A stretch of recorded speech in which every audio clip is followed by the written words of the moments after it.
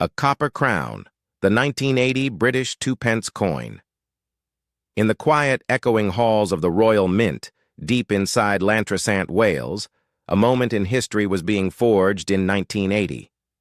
Elizabeth II, DGREGFD, 1980 new pence, 2 pence. This was not just a coin. Before we dive into the shocking history of the 1980 British 2-pence coin, I have a quick question for you. If you suddenly found this tiny golden coin in your home today, would you keep it safe as a memory or sell it for millions of dollars? Tell me your answer in the comments below, and don't forget to hit that like button, because what you're about to hear will blow your mind.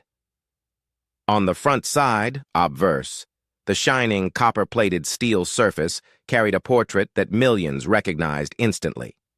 Queen Elizabeth II, calm, composed, eternal. It was crafted by the legendary sculptor, Arnold Machin.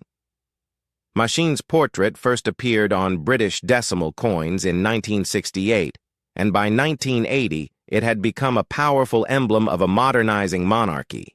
Elizabeth II DG Reg FD, DG ad Dei Gratia, by the grace of God, Reg FD ad Regina Fidei, Defensor, Queen, Defender of the Faith.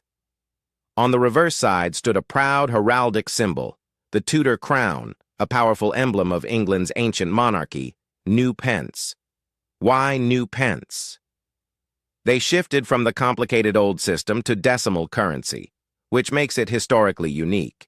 Inflation was rising, prices were shifting, and the government needed a light, durable, mass-usable coin. Thus, the 2-pence coin served two purposes: one, daily transactions, bread, milk, chocolate, tram tickets. This coin circulated through the everyday life of ordinary people. 2. National symbolism.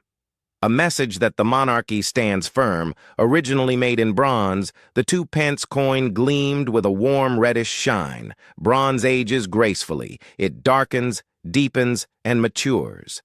Imagine a 2-pence coin minted in 1980. A factory worker in Wales holds it for the first time. 40 years later, this isn't a coin. It's the heartbeat of 1980. The Royal Mint was not just a building, a fortress where kings and queens stamped their authority into metal. But not everything went as planned. Some coins were struck slightly off-center. They seek uniqueness. Imagine a mint worker named Thomas Reed, the copper blanks heated, the dies aligned, the pressure increased. It slipped away. 40 years later, he held the misstruck coin and whispered, "This mistake is now worth $15 million. Thomas never knew that a tiny slip of hand by 2000s, coin collectors across the world began hunting for UNC gems proof, like strikes, die errors, double strikes, planchet flaws, rare metals variants. This made the 1980 coin historically rare. A coin from the last era of the new pence title, UK, USA, auction houses, heritage auctions, Bonham's London, coins, Spink & Son.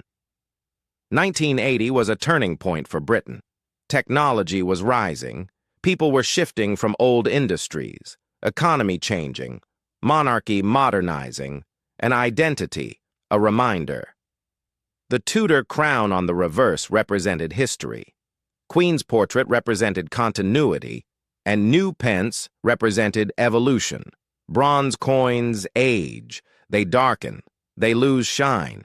Bronze does not die, it preserves history in its skin.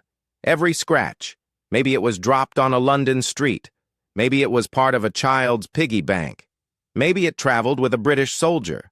Coins carry human stories. A normal 1982 new pence, 0.05, $1 a premium uncirculated version, 50. $500 a proof or mint set version, $800, $5,000, but rare error, coins, off-center strike, double die obverse die crack wrong planchet, missing lettering off metal strikes. These can skyrocket to $2 to $5 million, and the rarest museum-grade specimens, $10 to $15 million plus. Yes, million-dollar valuations exist in elite collectors' circles. One of one equals unlimited value. Imagine a collector in 2025, sitting at his table. He opens a small velvet pouch. He turns it in the light. Copper glows like fire. The Tudor crown shines. The Queen's profile looks ageless. Collector whispers, "This is not metal. This is time, frozen, like sealing a piece of history. If this coin could speak, it would say, 'I was born in a roaring mint. I traveled through pockets, trains, markets. I survived time. And today, I am a relic of a kingdom, a whisper of a queen, a memory of an empire.'" This 1980 Elizabeth II, new Pence II, is not simply a coin. It combines Queen Elizabeth II's royal authority, Tudor crown's ancient heritage, Britain's economic transformation, minting mysteries and rare errors, global collector fever, and million-dollar auction legends.